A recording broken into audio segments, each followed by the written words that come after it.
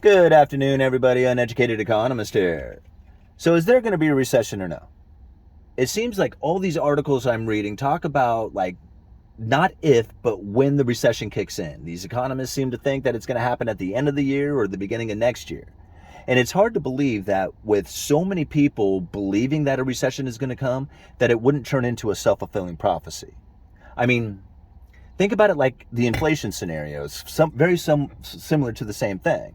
When the shortages kicked in, people started panicking and they ran down to the grocery store, they ran down to wherever they could to get the supplies that they need in order to secure them before the prices went up. Like, the idea that you're not going to be able to get it or that the prices are going to go up would force you to go and spend that money even if you would typically not do it. So by doing that putting out that information, that inflation scenario story, it freaks people out and it causes them to go out there and start spending money. I'm not going to talk about necessarily like the actions within the Federal Reserve or the Treasury or the government as far as what else caused the inflation, but just the mindset of the people when it started to kick in. Like, I had so many people telling me about inflation and explaining inflation to me, and it was funny because I work retail, right? I mean, I work at a lumber yard, and I do retail sales for a living. And everybody started justifying the higher prices. It's amazing. They put it down there like, oh man, these prices going up, that darn inflation, whatever. And so they self-justify it. They're like, okay, I can spend this money because it's not my fault that I'm spending a little bit more because of all the inflation that's out there. So they like justify their purchase. And I noticed they will do it even if the prices haven't gone up on anything.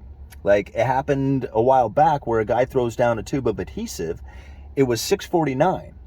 And he was just like, man, these prices really have gone up. And I'm like, I did a quick recall on it, and I can check the history of the particular item that he had purchased. And I went back a few years, and it was still the same price. It was still $6.50 a tube for this stuff. But in his mind, he had justified the purchase because of inflation. He was like, it's an expensive item, but it's okay to purchase this thing because inflation has caused the prices to go up. So I think about that. It was just like, well, you just justified the purchase by using inflation as your excuse. Isn't that weird? Like, that would happen throughout the rest of the items that he purchases as well. Like, all the stuff that he purchased out there has gone up in price, and he's accepting it because he straight up said it. That darn inflation. Like, he's frustrated with it, but he's accepting it, and he's going ahead and spend the money. That is a self-fulfilling prophecy. See, if he didn't believe that the inflation actually happened, and he looked at that price saying, man, that's not a good deal, I don't want this. But instead, he was just like, I don't really want to spend the price, but I don't have any other choice, so I'm justifying it with inflation on an item that never changed. That's the mental perception that people have out there causing the inflation to go up. Now think about it on the other hand. If you believe that there is going to be a recession, like, you are sure of it, the interest rates are rising, inventories are rising, sales are falling, and you just know, you see it happening. And so you start behaving in ways that causes the recession to take place. You start saving your money. You're not putting it into investments. You're holding back on making purchases, especially bigger ones, because you just know that the things are going to slow down and you may need this money for a more necessity than it is a luxury. So luxury items begin to fall and necessities begin to rise. Kind of like what we're experiencing right now, food and fuel. So pretty soon we're going to start seeing a lot more cars on the car lot. We're going to start seeing a lot more homes for sale. We're going to start seeing a lot more of the items that people are, well, I guess a good way to put it is the other day, and I'll go see if I can find it, was an article, and we were talking about this on a live stream too, and it really makes a lot of sense. Like, I wish we could find a stripper index, like literally like dancers who strip, like at clubs. From what I'm gathering from this NPR article is that when the strippers start complaining about less business going on, it's an indicator of a recession. That makes a lot of sense. I mean, if you have a lot of money and you don't really have any place to go with it, yeah, why not go down there and throw it at these strippers? But if you're tight for cash or you're concerned about being tight for cash and going into the future, well, maybe like going down to the strip club isn't exactly the place that you're going to be hanging out. And so that makes a lot of sense that a strip club, the slowdown at a strip club would be an indicator of a recession coming, because that's the self-fulfilling prophecy that people are going into. They're like, man, I'm not spending this money to look at naked boobs. I'm going to spend this money, or I'm going to save this money, or I'm going to buy food or fuel or something like that with it, something that I really that I need.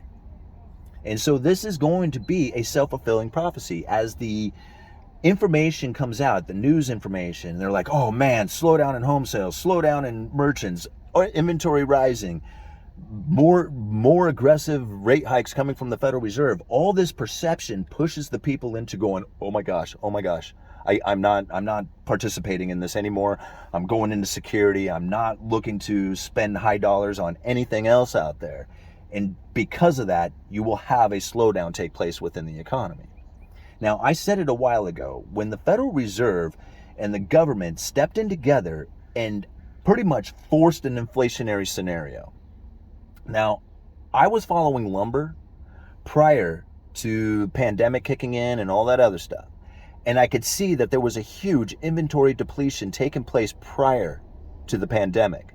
And you can go back and look at the videos that I had posted all throughout 2019. I'm talking about mill curtailments, inventory, slowdowns or depletions. Just everything within the lumber and building industry was screaming slowdown. And then the pandemic kicked. Even more mill curtailments and shutdowns because people couldn't go to work. You were forced to stay home. And they thought that there was no way that anybody was going to be building homes or buying lumber or building materials. Everybody was going to be locked down and scared and dying or whatever was going to happen.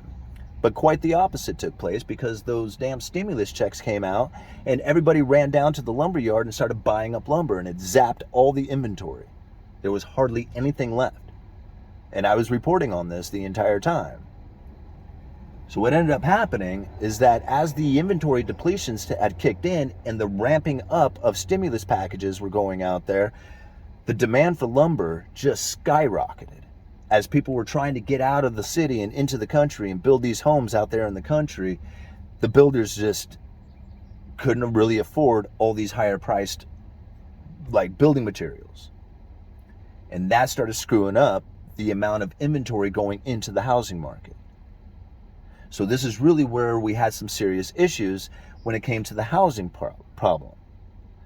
The Federal Reserve knows that they have to have a functioning mortgage market in order to have a functioning monetary policy. So as the mortgage market starts to deteriorate, as far as less homes being sold, well, then there's less mortgage-backed securities being issued. And if there's less mortgage-backed securities being issued, then the demand for those things will start to rise. Now, somebody asked me about this, who in the world would be buying mortgage-backed securities? Lots of people. Pension funds, insurance companies, there's lots of people who will buy into mortgage-backed securities. Now, if you're aware of the mortgage-backed security toxic assets during the great financial crisis, that would make you very concerned about investing in mortgage-backed securities, thinking that these mortgage-backed securities could turn back into toxic assets again. But when you think about how many mortgages were written over the last couple of years and who they wrote those mortgages to, it's not going down the same way it did back during the great financial crisis. See, during that time, they were giving loans to people who really could not afford them. And now I'm not saying that people aren't going to be in a position in which they can't make their payments. I'm not saying that. I mean, they can very well be put into that position. What I am saying is that during that time, that great financial crisis, prior to the recession kicking in or the failing of the mortgage market, was that so many people had taken out mortgages that simply could not afford them. They couldn't make the payments. They couldn't deal with I don't know how else I can say it. These people were not prepared to deal with a housing market. They were not real estate investors. They were not homeowners. They were just regular people who were able to take advantage of the situation, thinking that they knew what they were doing, and then failed miserably at it. And it damaged them very big. This time around, we don't have those people, right? I mean, I'm sure there's those people who are out there, but we don't have those people participating in the mortgage market like we once did. The people who are participating in the mortgage market now, the ones who are taking out loans, these are the most qualified people.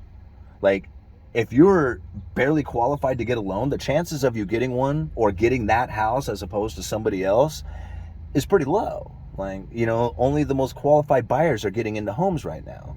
And I shouldn't say like the only, I mean, a fair amount of the people who are buying homes now are the most qualified people. So the idea of a mortgage-backed security like downturn, like all of a sudden the toxic assets kind of situation that took place during the great financial crisis, where all of a sudden these mortgage-backed securities started to fail, I don't see that taking place. And in fact, what I see is the mortgage market actually staying somewhat stable on account that there is less homes being sold. Now, hear me out on this, because really what it's going to do is if you have less homes being sold, very much like the situation we're in right now, then there's less mortgage-backed securities being issued. And if there's less mortgage-backed securities being issued, there's less people for them to buy, or there's less for people to buy. That gives the Federal Reserve the ability to start providing mortgage-backed securities to a market that is looking to put these things on their portfolios. Does that make sense? I mean, you think about it. The Fed said this many times. They have to have a functioning mortgage market in order to have a functioning monetary policy. This is a way they can keep that mortgage market functioning. If you can diminish the amount of homes being sold, the Fed can then unwind its balance sheet of their mortgage-backed securities because of the less amount of new mortgage-backed securities that are coming onto the market.